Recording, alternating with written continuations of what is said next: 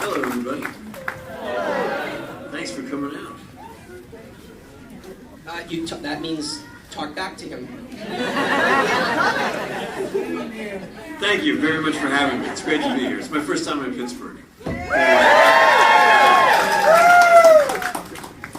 So I'm going to start us off with the first question, because Noah, everybody's very upset that Falling Skies is ending. Should we start with that? Why is Falling Skies going off the air? No, I was actually going to ask what we could look forward to. So, you know, like, can you tell us a secret? Let me think about that. Whose phone is it? Is it my phone? First question, and I've stumped him. Hang on a second, let me turn my ring You off. should turn that off, sir. Wow, he's starting right in with what can I divulge about the fifth and final season? Well, we answer all the questions. We wrap up the mythology completely.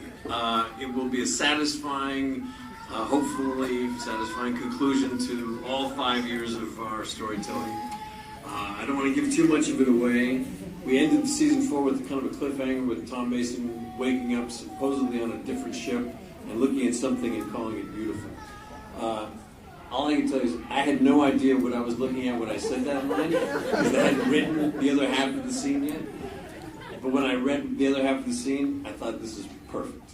It's perfect. It's a great way to wrap it up. Sweet. And we're all going to watch, right? Yes! Okay. It's on TNT? TNT, and I think the final season airs starting June 28th, I believe. Yeah, summer. Summertime, yeah. Excellent. All right, now see, there's still not a big enough line, so nobody be shy. But let's start off. Do you have another mic, or should I go? You want to go? All right, so guys, say your name and then your question, because if we don't like your question, we know. I already know Nancy. Hi, I'm from Cuyahoga Falls, Ohio, which is a suburb of Akron, and also the hometown of Gates McFadden. And on behalf of our library there, I'd like to can I come up and give you a presentation? Sure, of course. Thank you. So on behalf of our library and all the librarians I know who are here, just thank you so much for helping improve the image of librarians and making us a little bit sexy.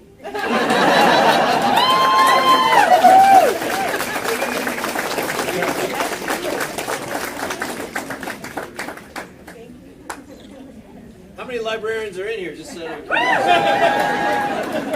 Fantastic. For those of you that don't know, librarians are a very powerful lobby. You don't want to get on the wrong side of the librarians. You want to be married to one. I can imagine, as you said, I want to be married to one. Next question. Hi, my name's Rebecca. Hi. First, I wanted to say that your small part as Corporal Barnes in A Few Good Men is hilarious. I love that scene. It's one of my favorites ever. But my question is, what was it like being Steve Jobs in Pirates of Silicon Valley? That was one of the most rewarding jobs I've ever done. I got offered the part I didn't even have to audition for, which is already flattering. I was really, really intimidated to do it. I was, anytime you're playing somebody who's real life, you feel like you have a certain responsibility. If that person also happens to be still alive, you feel that pressure intensely. And he was already iconic at the time. So I was really nervous. I did a lot of research about him. TNT requested that we not contact them in any way because they were worried that they would find something libelous in the script. So I talked to people who worked for him, people who knew him. I read all these books about him, magazine articles, videos, everything I could find. And the sort of punchline to the story is the day after the movie, my phone rings, and I pick it up and I say, hello, and this voice is Noah. I say, yeah, this is Steve Jobs. And my heart starts beating out of my chest, and I say, hello? And he says, yeah, I'm just calling to tell you that I thought you did a good job. I hated the movie. I hated the script. I think if you'd spent a little bit more time, a little bit more money, maybe a little bit more attention to detail, you guys could have had something, but you were good. And I said, well, thank you. And he said, well, I'm calling because I do this thing every year called the Macworld Convention. I said, yeah, I know. We're doing it this year in New York, the Jacob Javits Center. There'll be about 10,000 people there. And I think it would be funny if you came out and did the first 5 minutes of my keynote address. Just as me. So what else can I say except absolutely? So I fly to New York, and I go to the Four Seasons Hotel, and I go up to his room, and I knock on the door. And Steve Jobs opens the door, and he looks at me, and the first thing he says is, Yeah, you look like me. And I walk in, and he or somebody had gone shopping that day and bought a black turtleneck and blue jeans and tennis shoes and the little round glasses and showed me the script that he'd written. And the next day I went out dressed as him, put my hands together and did the whole bit. And then he comes on stage going, Wiley, you don't have me at all. First I open my avion water, then I pick up the pointer. Ladies and gentlemen, Noah Wiley, and kicks me off the stage and took center stage and presented the IMAC, I believe, that year. But I got to meet him, and it was truly one of the highlights of my life. Thank you so much. My pleasure. Thank you for asking about it. Hi. First, I want to say welcome to Pittsburgh. Thank you you. for coming. My name's Jennifer, and I'm one of the biggest ER fans ever. You don't seem old enough. Forever. It's my favorite ever. I wanted to ask if you think there'll be a reunion or anything like that. Good question. I don't know. This is the 20th anniversary of the pilot airing, which is insane to me. To think that the little baby that I deliver in that pilot is a 21-year-old guy walking around somewhere makes me feel very old. We all keep in touch. It was a pretty galvanizing period of time for all of us, but nobody's ever pitched a reunion to us. This would have been a year to sort of do some kind of retrospective, but it's tough to bring us all back together. We're kind of spread out. Yeah? All right. Thank you. Thank you. I think everybody knows what to tweet and Facebook now, right? Bring back ER. Hashtag bring back ER. Hello. Hi. My name is Steve, and I actually just came up to ask you whose idea was the Macworld thing, so I'll come up with something else. I guess I'll ask you something that you probably have got a million times so far. Did anyone approach you about playing Steve Jobs again in either of the movies that they did, or if they had, would you even have been interested in that? Oh, I would have jumped at the chance to tackle that part again. There was some talk about it, but I don't think I was ever really in serious contention. I still keep my agents let me know if one of those guys breaks their leg. Let me know if one of them gets the flu. I'm there. I'm ready. I'm curious to see. Did you see the Ashton Kutcher one? Yeah, it was basically a poorer version of Pirates of Silicon Valley. Thank you for saying that. I thought they haven't really. I don't think anybody's really cracked the story yet. I want somebody to really tell the story of Apple from start to finish, because it's even more interesting than the one we were able to come up with, which really was sort of a split story between Microsoft and Apple's foundation. But hopefully someone will do it justice. If anybody can, Aaron Sorkin's screenplay should be the one to watch. So we'll see. Thank you. Hi, Hey, my name how are is you? Tim. Nice to see you too. So I just want to know, you mentioned whenever I talked to you a little bit ago that you were interested in anthropology a little bit, and that the role of the librarian is really cool. You get to have so many PhDs and everything. So as part of that role, what was the most exciting to be intellectual? You're always like an intellectual character, so I find that's really interesting because I also have the theatrical background, but I'm more interested by pursuing that degree side. So you're kind of like living the opposite of what I would like. And my you are dream, living the opposite and of I'm my trying- dream. Yeah, so, Here we are, yin to yang. Finally, we meet. Anthropology, that would have been in next life, maybe I'll do that. The character of librarian Flynn Carson was another opportunity that came right to me. I didn't have to audition for, which is, so again, very flattering. And I was already 4 or 5 seasons deep into ER and was dying to do something kind of lighter in tone, and just thought, this looks like so much fun. It's Indiana Jones if Indiana Jones was played by Don Knotts. I could just got the widest palette of colors to choose from. You can play him like a hero or like a buffoon or like a genius or like a, and it all seems to work. So it was one of the most fun. It was the most fun I've ever had working. And then the chance to make it into a franchise and do it again and again. And then we had this issue with the rights, which is why there was such a long period of time between Librarian 3 and the kickoff to the series.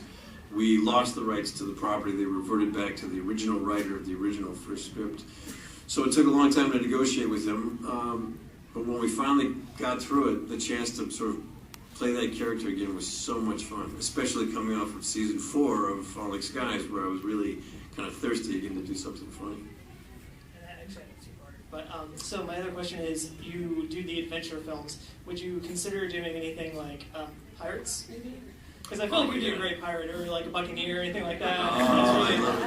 I love it. That was one of, like, I was really into pirates when I was a kid. Read a lot of pirate books. That would be fun. Do you watch that show, Black Sails? I do. I have it on my hard drive. I can't tell if I'm going to be into it or not. I've got a little bit of it. It's better than the other pirate show that they just had. I forget what it's called, but yeah, something else that recently started. Yeah, that one. Yeah, John Malkovich, good and everything else. Huh. Thanks for your question. Hello, my name is Neil. Hey, Neil. Nice to see you again. Good seeing you. I really like Falling Skies, and I like the interrelated chemistry between the characters on the Falling Skies.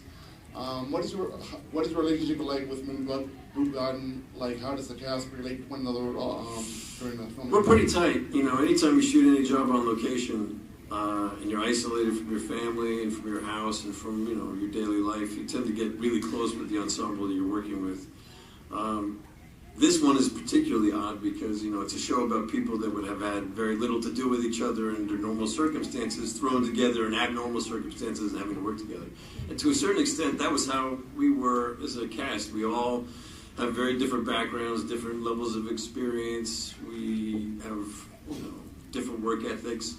And in the beginning, it was difficult to sort of figure out how we were going to mesh as a team and still be able to respect everybody's process and at the same time accomplish, you know, and in essence was like shooting 3/4 of a movie every 7 days.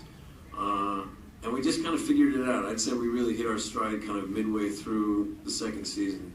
And, you know, with the big changes on the writing staff, every year we had a different showrunner. We very rarely ever brought the same writer back twice. The line of continuity to keep the mythology sort of intact really fell to a large part to the actors and to the directors who came back year after year.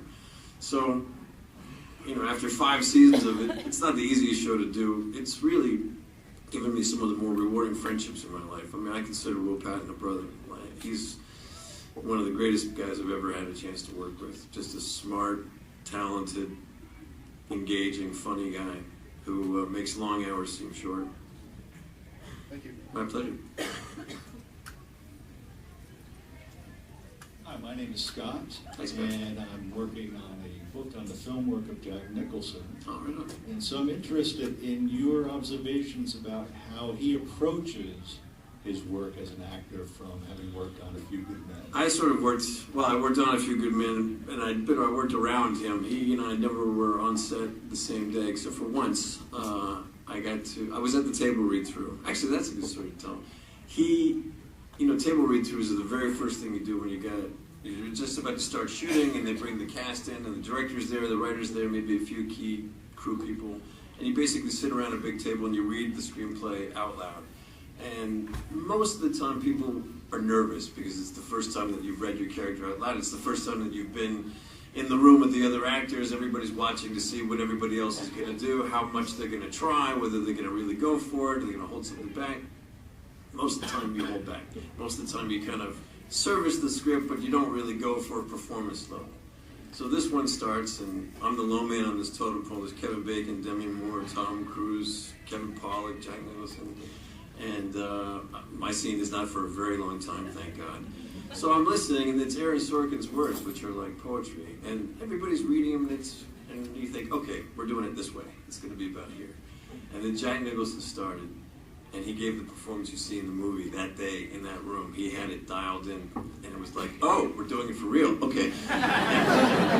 Everybody's energy suddenly went up, and the room became electric, but he lit the spark. Very welcome.